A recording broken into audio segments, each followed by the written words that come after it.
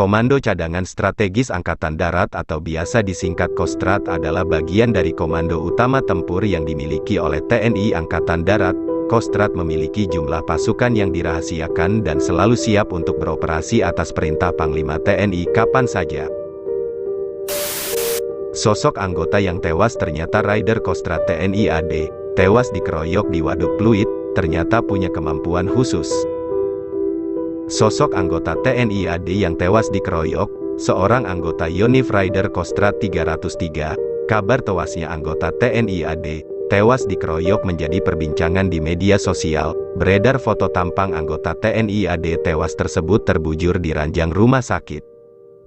Tewas dikeroyok orang di Taman Burung Waduk Pluit, Jakarta Utara. Rupanya sosok anggota TNI AD tersebut adalah Sahdi. Sahdi tewas setelah mendapatkan luka sabetan senjata tajam di tubuhnya. Dia pun sempat mendapatkan pertolongan dan langsung dilarikan ke Rumah Sakit Atmajaya Pluit. Sayangnya, pertolongan yang diberikan tak mampu menyelamatkan nyawa anggota TNI tersebut. Sahdi merupakan seorang anggota Yonif Rider 303 Kostrad TNI AD.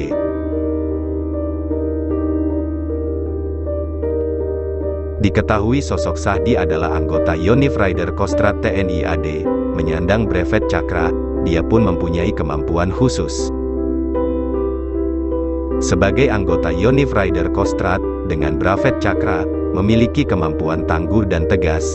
Dia juga menyandang sebagai prajurit memiliki kesaktian Cakra, artinya senjata Cakra. Cakra diyakini sebagai senjata astuti yang secara lahiriah sebagai juru selamat yang ampuh yang dapat digunakan sebagai senjata budi.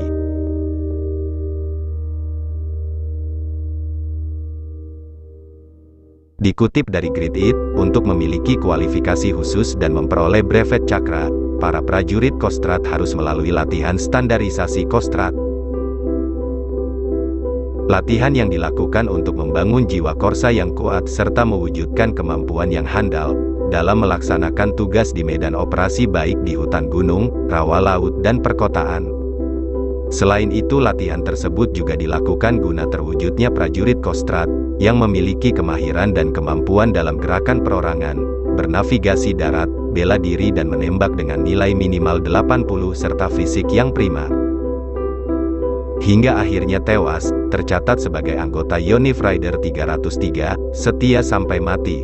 Pangkat Sahdi sebagai prajurit 1 atau Pratu. Sahdi lahir di Genuren, Aceh Tengah pada tanggal 16 Februari tahun 1999, menjadi anggota Batalion Infanteri Rider 303, setia sampai mati beralamat di Garut, Jawa Barat.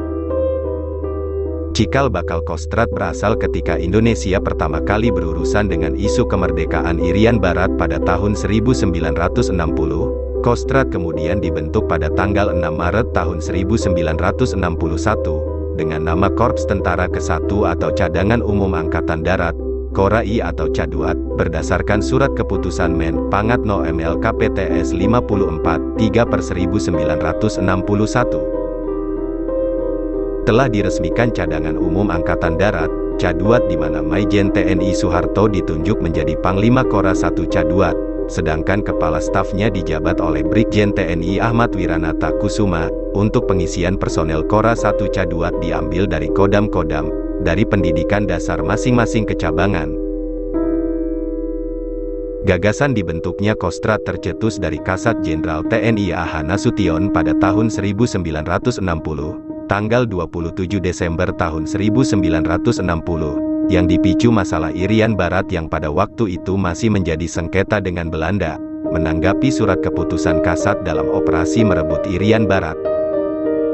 Orang-orang yang terlibat dalam pendiriannya, selain Brigjen TNI Soeharto, adalah Kolonel Ahmad Wiranata Kusuma yang belakangan jadi Kepala Staf, Letnan Kolonel Slamet Sudibyo dan Kapten Suryo Jatmiko yang ditugasi menyusun orgas personel, Letnan Kolonel Muwardi yang ditugasi menyusun orgas teritorial, Letnan Kolonel Amir Mahmud yang ditugasi menyusun orgas latihan dan operasi, Letnan Kolonel Sugoro yang ditugasi menyusun orgas logistik, dan Mayor Joko Basuki yang ditugasi menyusun orgas intelijen.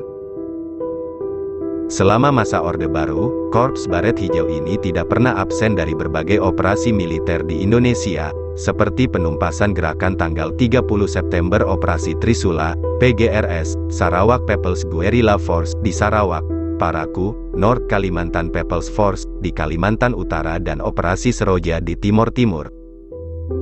Kostrad juga dilibatkan pada tingkat internasional dengan diberangkatkannya pasukan Garuda di Mesir, tahun 1973 sampai tahun 1978, dan Vietnam, tahun 1973 sampai tahun 1975, serta dalam operasi gabungan sebagai pasukan penjaga perdamaian dalam Perang Iran-Irak antara 1989 dan 1990.